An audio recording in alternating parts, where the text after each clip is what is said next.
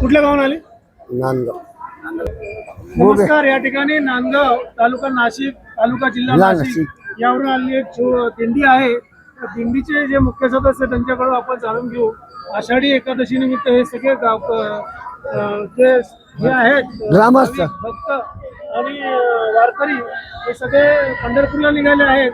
काय परिस्थिती आहे, काय त्यांचा अनुभव आहे, काय त्यांचा आनंद आहे, काय त्यांची ऊर्जा आहे, कसा त्यांचा प्रवास चालू आहे, किती किलोमीटर ते आले आणि किती किलोमीटर त्यांना जायचंय. 2 मिनिटं आपण 2 शब्दामध्ये त्यांच्याबद्दल थोडंसं प्रयत्न करू. जय हरी विठ्ठल, रामकृष्ण हरी. बोला मग. रामकृष्ण हरी. आम्ही नांदगाव तालुक्यातून आलो. हिसोळ लोशिंग पाय दिंडी 16 पंढरपूरला चालू. ह्या दिंडीमध्ये भरपूर आनंद मिळतो. पाणी पाऊस वारा काहीच समजत नाही आम्हाला.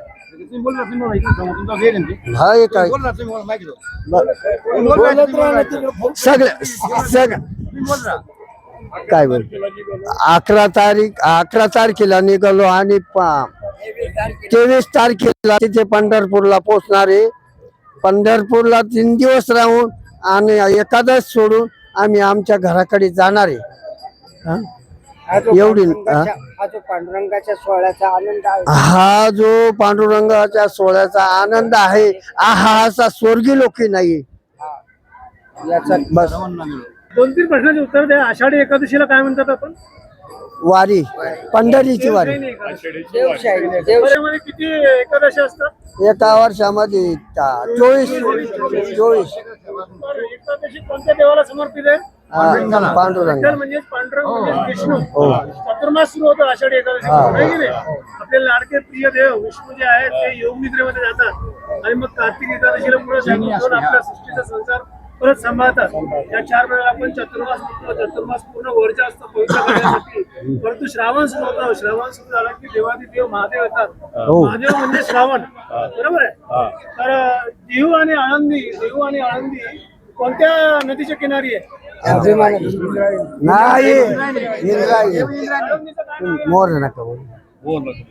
आळंदीचं नाव काय? अलंकापुरी. बरोबर, अलंकापुरी. आता हे सांगा की जे ज्ञानेश्वरी आहे त्याचं पूर्वीचं नाव काय? गीता. मग कोणाला माहिती आहे ज्ञानेश्वरीचं नाव? भावार्थ दीपिका नाव आहे त्याचं. ज्ञानेश्वरीचं नाव भावार्थ दीपिका आहे. ज्ञानेश्वरी किती भाऊ होते? 4. सांगता येतील का? हो.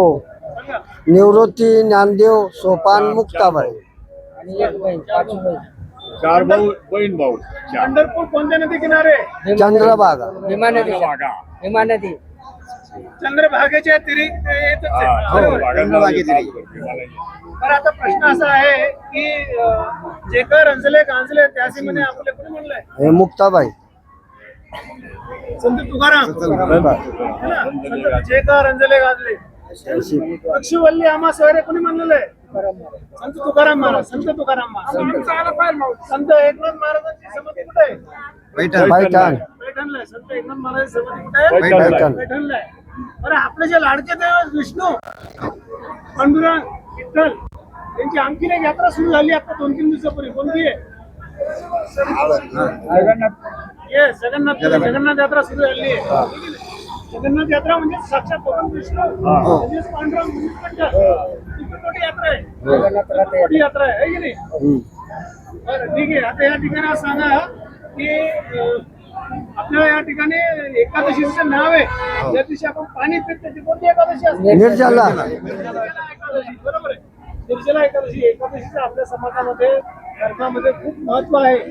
लोक खूप दुरून जातात, पंढरपूरला जातात, थकतात, काही जातात. कोणी 100 किलोमीटर जातं, कोणी 80, कोणी 150, कोणी 200, कोणी 300 किलोमीटर पाहिजे जातात. थकले की तुमची ऊर्जा संपते. पायावर घोम मारतात, ओरडतात, फक्त तुम्ही, कारण तुमची ऊर्जा संपलेली असते.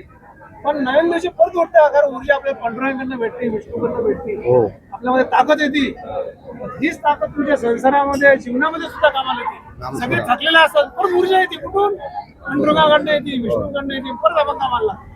म्हणून ते नामस्मरण आहे. अखंड नामस्मरण पर्यंत जाणं आहे. तीर्थाचं दर्शन झालं तरी सांगतात. तुमच्या हृदयात दर्शन महत्वाचं आहे. पांडुरंग दुसरीकडे नाही आहे, आपल्या हृदयात आहे, आपल्या आतमध्येच आहे. इथं तिथं मूर्ती आहे, आपलं दैवतच आहे. ठीक आहे. म्हणजे हा सगळा जो देव आहेत आपल्या हृदयात आहे, आपल्यातच. आपले कर्म आपला देव आपल्याला मिळवतो आहे की नाही. धन्यवाद. जय हरी कृष्ण राम.